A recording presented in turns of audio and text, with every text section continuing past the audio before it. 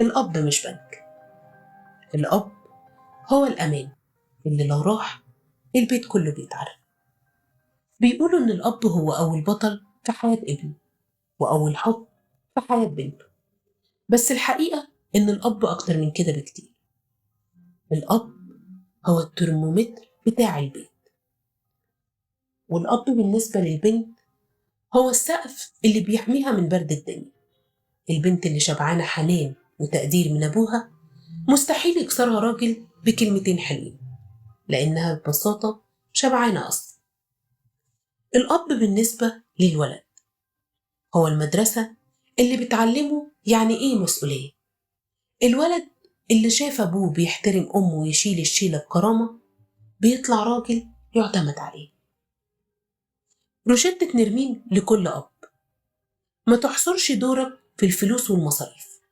ولادك محتاجين حسك في البيت أكتر من جيبك، محتاجين يسمعوا صوتك ويحسوا بوجودك. يا بويا، انت مش مجرد بنك، انت الحب اللي لما بيغيب بنكتشف ان احنا كنا مكشوفين قدام الدنيا من غير ما نحس. روشتة نرمين لكل ابن وابنة: أبوك مش هيفضل معاك طول العمر، اكرمه وهو وسطيكوا، عشان مفيش وجع في الدنيا أصعب من اليتم.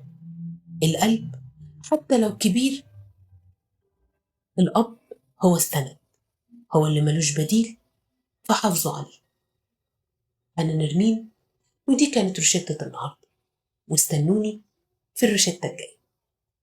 سلام.